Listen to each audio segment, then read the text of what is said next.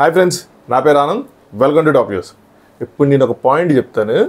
అది చెప్పంగానే నేను లైక్ చేయండి, కామెంట్ చేయండి, సబ్స్క్రైబ్ చేయండి అనుకున్నాను. అంటే అమ్మ ఏం పాయింట్ చెప్పారా అని చెప్పి మీరు లైక్లు కొట్టి ఖచ్చితంగా సబ్స్క్రైబ్ చేస్తారు. నామినేషన్ ప్రోమో వచ్చింది కదా, ఇప్పుడే చూసాను అనమాట. ఆఫీస్ మీటింగ్లు ఇవన్నీ అయిపోయిన తర్వాత నేను అబ్జర్వ్ చేసింది ఏంటంటే, మణికంఠ తెలివి బీభత్సం. ఆయన్ని డీకోడ్ చేయాలంటే అంత ఈజీ కాదు. ఆయన చాలా అంటే చాలా గేమ్ ప్లాన్తో వచ్చాడు. క్లియర్గా తెలుస్తుంది. ఎలా అంటే, ఆయన మీరు ఫస్ట్ వీక్ గమనిస్తే విష్ణుతో స్నేహం చేశాడు, విష్ణుతో క్లోజ్గా వెళ్ళాడు. దాని తర్వాత విష్ణుని నామినేట్ చేశాడు. బట్ ఆ నామినేషన్లో పొరపాటున నీతో ట్రావెల్ చేసింది నేను నామినేట్ చేయడం కోసమే అన్న విషయాన్ని చెప్పేశాడు. చెప్పేస్తే అది పెద్ద ఇష్యూ అయింది. దాని తర్వాత ఏం చేశాడంటే, విష్ణుతో సార్ట్అవుట్ చేసుకొని విష్ణుని బెస్ట్ ఫ్రెండ్గా చేసుకున్నాడు. పక్కన పెట్టండి ఈ పాయింట్. నెక్స్ట్ ఆదిత్య ఓం గారు తనతో క్లోజ్ అయ్యారు. ఆదిత్య ఓం గారితో ఈయన ట్రావెల్ చేశాడు. నెక్స్ట్ వీక్ కట్ చేస్తే ఆదిత్య ఓం గారు నామినేట్ చేశారు. ఆయనలో ఫస్ట్ విష్ణులో ఏం అబ్జర్వ్ చేశాడో చెప్పాడు. ఇప్పుడు ఆదిత్య ఓంలో ఏం అబ్జర్వ్ చేశాడో చెప్పాడు. మీరు ప్రతి ఒక్కళ్ళ దగ్గరికి వెళ్ళి ఇలా ఓ పాయింట్ వేస్తున్నారు, మంచిగా అనిపించుకుంటున్నారు. మీరు నామినేషన్లోకి వస్తే ఆ ప్రజలతో ఎలా ఆడతారో చూడాలని ఉంది. అప్పుడు కూడా ఇంతే మంచితనం ఉంటుందా లేదా, మీరు రియల్ సైడ్ చూడాలని చెప్పి నామినేట్ చేశాడు. దాని తర్వాత మళ్ళీ ఆదిత్య ఓం గారితో నామినేషన్ అయిపోయిన తర్వాత మళ్ళీ క్లోజ్ అయ్యి కొద్దిగా ఫ్రెండ్షిప్ చేశాడు. నేను నైట్ అయితే పెద్ద డిస్కషన్ కూడా చేశాడు. ఇది మన అన్సీన్లో చెప్పుకున్నాం. ఈ వారం ఏం చేశాడు అంటే, ఈ వారం అంటే వచ్చిన వారం ముందు వారం యష్మితో క్లోజ్ అయ్యాడు. యష్మితో గేమ్స్ ఆడాడు, యష్మి సామాన్లు దొబ్బేశాడు, యష్మిని పాట పాడమన్నాడు, యష్మితో మసాజ్ చేయించుకున్నాడు, యష్మితో డ్యాన్సులు చేయించాడు. సో యష్మి కూడా ఇంత డ్యాన్సులు చేసింది, క్లోజ్ అయ్యాడు. తనతో ట్రావెల్ చేసి ఇప్పుడు నైస్గా తన గురించి తెలుసుకొని తను ఏం చేస్తుంది ఏంటో తెలుసుకొని ఈ వారం తను యష్మిని నామినేట్ చేశాడు. సో తర్వాత ఏం చేస్తాడు, దీని తర్వాత యష్మితో సార్ట్అవుట్ చేసుకొని చేద్దాం అనుకుంటాడు. బట్ యష్మి వీళ్ళందరిలా కాదు, కొంచెం టిపికల్. సో యష్మి అవసరం అయితే అసలు దూరంగా ఉంటాను అన్న విధంగా ఉంటుంది. చూద్దాం ఎలా సార్ట్అవుట్ చేస్తాడని. బట్ ప్యాటర్న్ అయితే మాత్రం ఇది. సో ఎవరినైతే నామినేట్, దానికి ఒక టార్గెట్ ఉంటుంది, ఎవరు నామినేట్ చేయాలి ఏంటి అని చెప్పి. ఆ టార్గెట్ ప్రకారం వాళ్ళతో క్లోజ్ అవ్వటం, వాళ్ళని గమనించడం, వాళ్ళలో ఉన్న నెగిటివ్స్ కానీ బ్యాడ్ పాయింట్స్ కానీ వెతకటం, దగ్గరగా ఉండి వెతికిన తర్వాత వాళ్ళని నమ్మించి మోసం చేయడం అంటారు సరే, అలాగే వాళ్ళని నామినేట్ చేయడం. దాని తర్వాత వాళ్ళతో సార్ట్అవుట్ చేసుకోవటం. ఇది ప్యాటర్న్ ఏంది. ఒక నామినేషన్కి మాత్రం ఇదే ప్యాటర్న్. ఆ ప్యాటర్న్ వెళ్ళిపోతూ ఉంటాడు. రెండో nomination either game point of view, లేదంటే స్ట్రాంగ్గా ఉన్న వాళ్ళు కానీ, లేదంటే తనని ఎవరైతే నామినేట్ చేస్తున్నారు అన్న వాళ్ళని కానీ వాళ్ళని ఎత్తుక్కొని వాళ్ళని చేస్తూ ఉంటాడు. సో ఇది ఒక ప్యాటర్న్ నేను అబ్జర్వ్ చేశాను అనమాట. ఇది ఎంతకాలం కొనసాగితే తెలియదు కానీ, బట్ ఇప్పుడు నేను చెప్పిన తర్వాత మీకు కూడా అనిపించిందా, లేదంటే మీరు ఎవరైనా ముందు గమనించారా, లేదంటే ఇప్పుడు నేను చెప్పిన తర్వాత ఇదేదో టింగ్ టింగ్ అంటుంది, కరెక్ట్గానే ఉన్నట్టుంది అని అనిపించింది కదా. సో ఇదే ప్యాటర్న్ నాకు అనిపించింది మాత్రం. Let's see. నామినేషన్ మొత్తం క్లియర్గా చూసిన తర్వాత ఏమేమి పాయింట్స్ వస్తాయి అందులో, వీళ్ళు స్నేహంతో ఉన్నప్పుడు, అంటే వీళ్ళు కలిసి స్నేహంగా ఉన్నప్పుడు అందులోంచి ఏమైనా పాయింట్స్ తీసుకొచ్చాడా లేదా, లేదంటే గేమ్ వరకు అబ్జర్వ్ చేసాడా ఏంటన్నది ఇంకా చెప్తాను మీకు.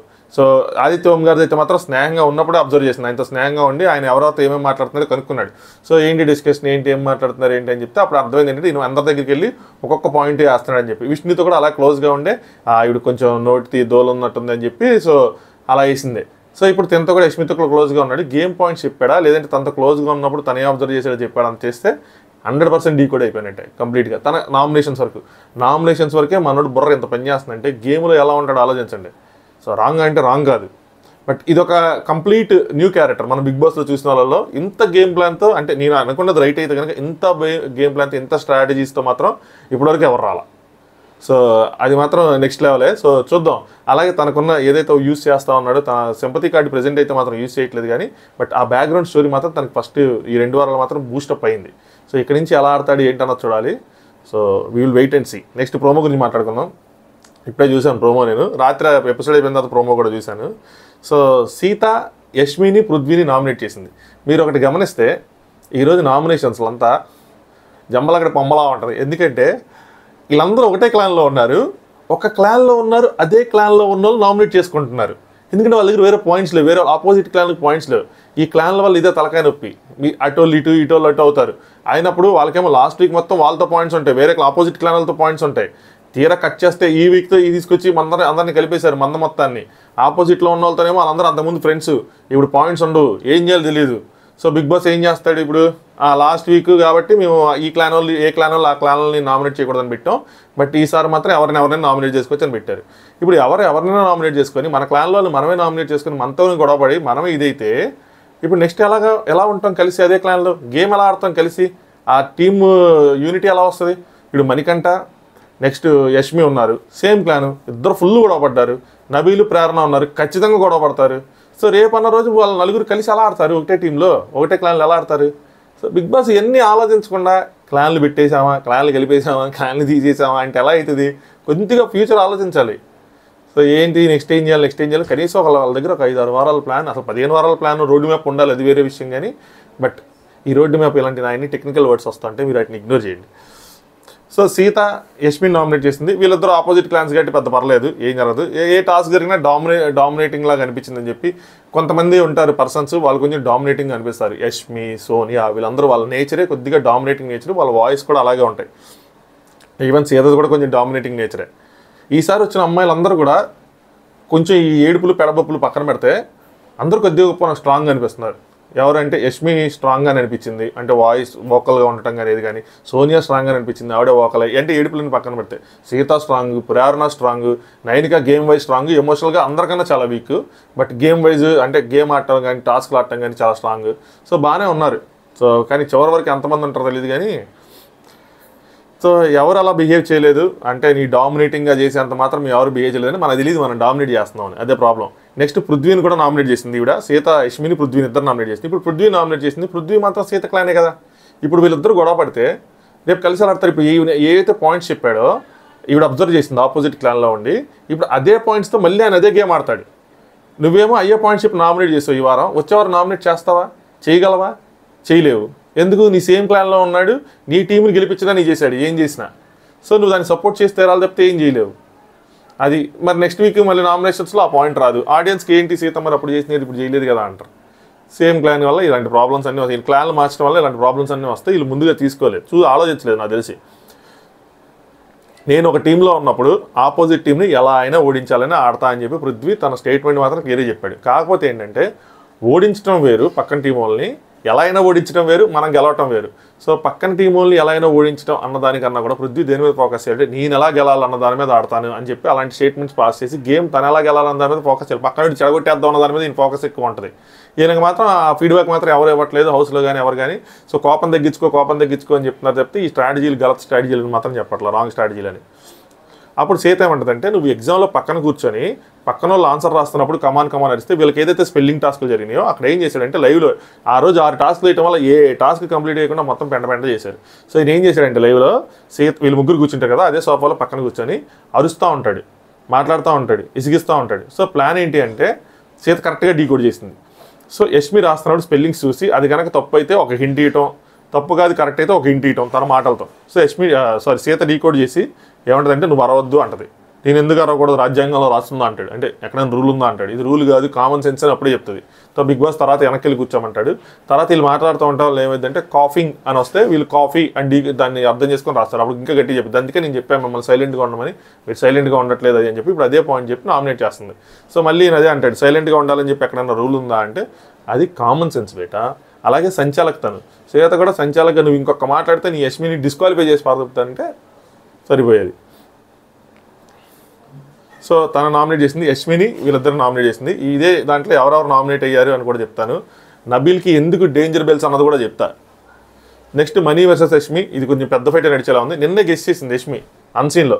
మనీ నన్ను నామినేట్ చేస్తాడు, ఈ రీజన్ చెప్దాము, 5గురికి ఫుడ్ కావాలి కదా అని చెప్పి ప్లాన్ వేసుకుంది, ఈ రీజన్ చెప్పాలని. బట్ మనీ ఏ రీజన్ చెప్పి నామినేట్ చేస్తాడో అది ఇంపార్టెంట్. మళ్ళీ అదే ఫుడ్ టాపిక్ తీసుకొచ్చేసాడా, ఈ అబ్జర్వ్ చేసింది చేశాడా, మనం అనుకున్నట్టు అన్నది చూడాలి.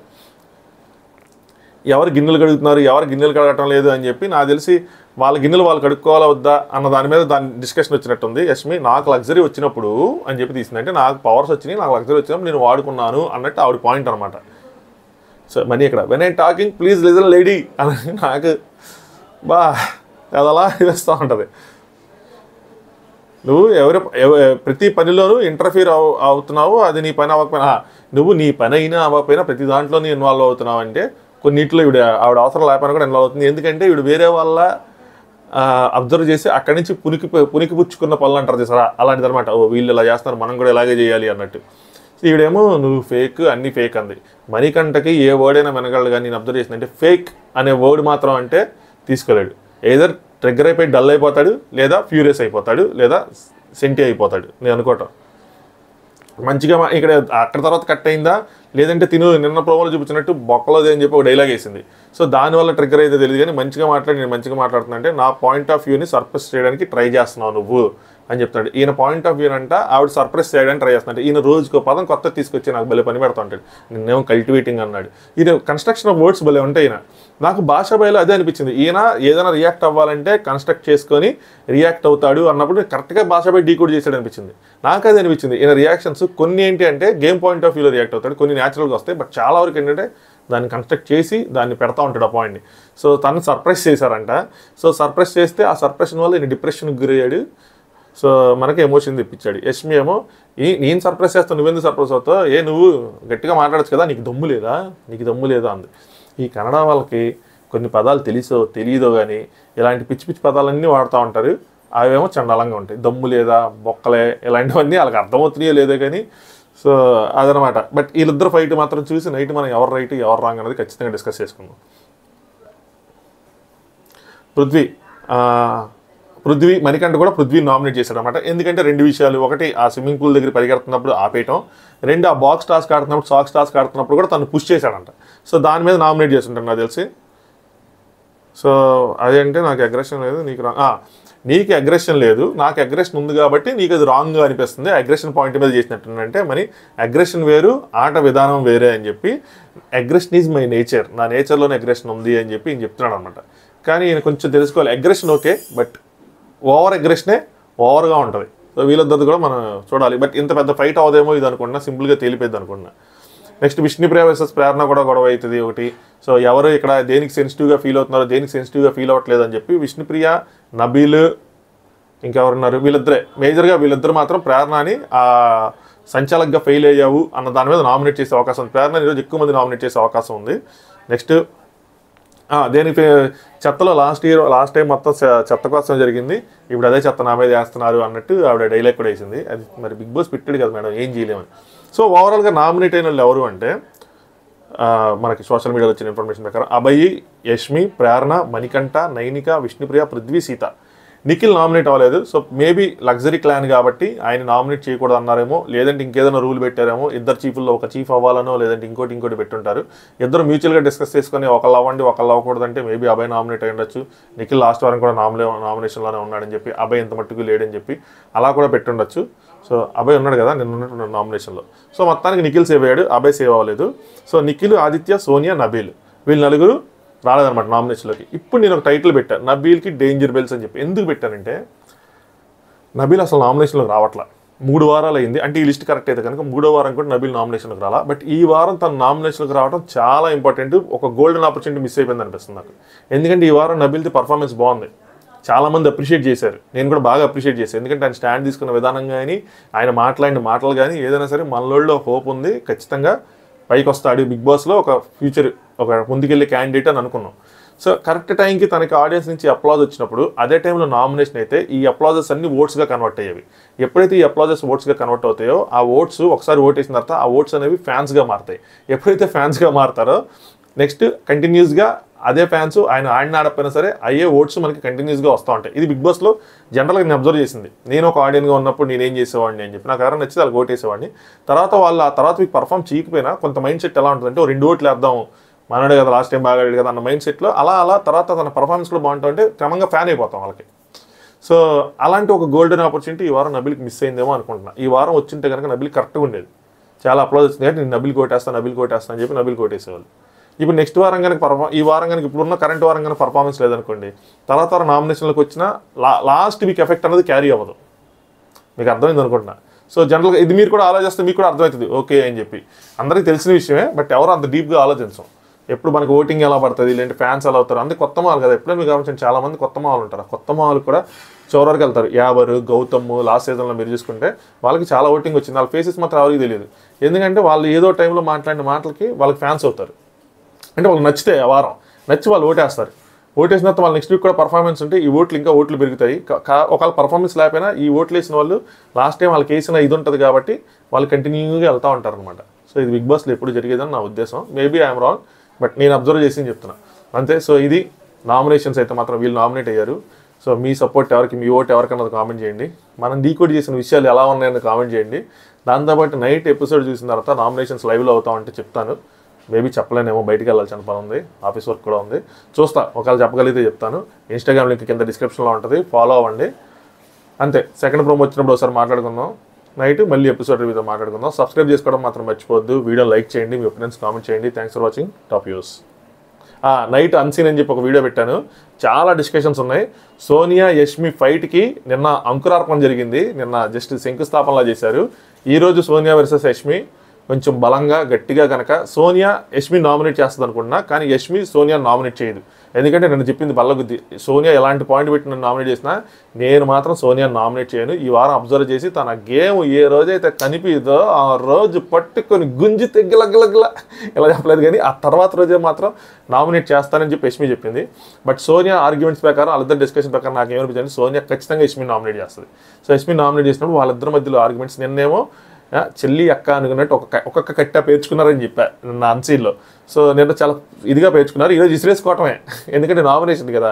సో ఈరోజు పెట్రోల్ పోయటం జరిగింది, తర్వాత చిచ్చు పెట్టడమే వాళ్ళిద్దరి మధ్యలో. అది అంటుకునిద్ది, బగ్గుమంటుంది. సో ఆ రోజు కోసం వెయిట్ చేయాలి. ఈ వారమే జరుగుతుంది ఇదంతా. సోనియా వర్సెస్ యష్మి అని చెప్పి నేను నిన్న ఫ్యూచర్ ప్రెడిక్ట్ చేసి పెట్టాను అనమాట. వాళ్ళ డిస్కషన్ ప్రకారం అది ఖచ్చితంగా జరిగిద్ది, గట్టిగా ఉంటుంది ఆ రోజు మాత్రం.